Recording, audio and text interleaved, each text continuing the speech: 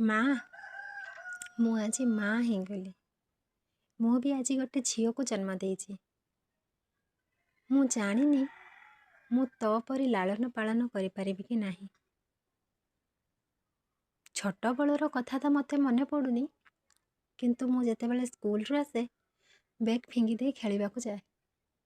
ତୁ ମୋତେ ଗାଳି କରି କରି ଆଣୁ, ପୁଣି ଖୁଆଉ, ସ୍ନେହ ଶ୍ରଦ୍ଧାରେ ମୋତେ ବସଉ। ମୋର ସବୁଠାରୁ ଭଲ ସାଙ୍ଗ କହିଲେ ତୁ ଥିଲୁ। ସବୁ ଦୁଃଖ ସୁଖ ମୁଁ ତୋ ସହିତ ସେୟାର କରୁଥିଲି। ଠିକ୍ ଭୁଲ ମୋତେ ତୁ ବତାଉଥିଲୁ। ଆଜି ମୁଁ ଜାଣିନି ମୋ ଝିଅକୁ ମୁଁ ତୋ ପରି ଗଢ଼ିପାରିବି କି ନାହିଁ, କିନ୍ତୁ ଯେତେବେଳେ ମଧ୍ୟ ବସେ ତୋ କଥା ମୋତେ ବହୁତ ମନେ ପଡ଼େ। ଆଜି ମୁଁ ମୋ ଦୁଃଖ କାହାକୁ କହିବି? ତୋତେ ଯଦି ଫୋନ୍ କରିକି କହିବି, ତାହେଲେ ମାଆ ଘରକୁ ସବୁ ନାଟଉଛି କହିବେ। ମାଆ ଘରକୁ ସବୁ କଥା କହୁଛି କହିବେ। ତୋତେ ଫୋନ୍ କରିକି କହିବାର ସାହସ ମଧ୍ୟ ନାହିଁ, କାଳେ ତୋ ମନ ଦୁଃଖ ହେବ, ମୋ ଝିଅ ସେଇଠି କଷ୍ଟ ପାଉଛି କହିକି।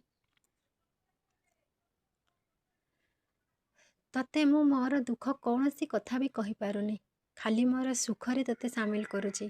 ଦୁଃଖ ଯଦି କହିଦେବି ତୁ ଭାଙ୍ଗି ପଡ଼ିବୁ କାଳେ। ଏମିତି ଭାବି ଭାବି ମୁଁ ରହିଯାଉଛି। କିନ୍ତୁ ମା, ମୁଁ ତୋ ପରି ମା ହେଇପାରିବି? ମୁଁ ମୋ ଝିଅକୁ ତୋ ପରି ସ୍ନେହ ଶ୍ରଦ୍ଧା ସହିତ ବଢ଼େଇ ପାରିବି? ଯେତେବେଳେ ଯାହା ମାଗିବ ମୁଁ ଦେଇପାରିବି? ତା ସହିତ ତାକୁ ଠିକ୍ ଭୁଲ ରାସ୍ତାରେ ମୁଁ ନେଇପାରିବି? ଏସବୁ ଦ୍ୱନ୍ଦ୍ୱରେ ମୁଁ ଆଗେଇ ଚାଲିଛି। ଜାଣିନି ମୁଁ ତୋ ପରି ମା ହେଇପାରିବି କି ନାହିଁ, କିନ୍ତୁ ତତେ ମୁଁ ବହୁତ ମିସ୍ କରୁଛି।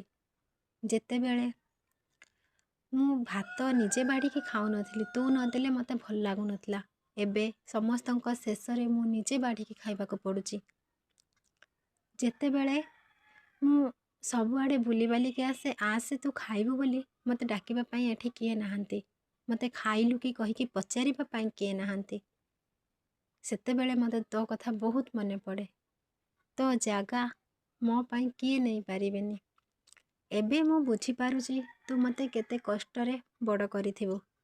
ଯେତେବେଳେ ମୋ ଝିଅ ମୋ ପାଖରେ ଅଳି ଅଝଟ କରୁଛି, ହଇରାଣ କରୁଛି, ସେତେବେଳେ ବୁଝିପାରୁଛି ଯେ ମୋ ମାଆକୁ ମୁଁ କେତେ ହଇରାଣ ନ କରିଥିବି।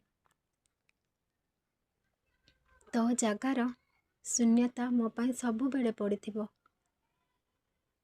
ଯେତେବେଳେ ମନେ ପଡ଼ୁ ମୋ ଆଖିରୁ ଲୁହ ବାହାରି ଆସେ ଯେ ମୋ ମାଆକୁ ମୁଁ କେତେ ହଇରାଣ କରିଛି। ତୋ ଜାଗା କେହି ନେଇପାରିବେନି। ମୁଁ ତୋ ପରି ମା ହେଇପାରିବି।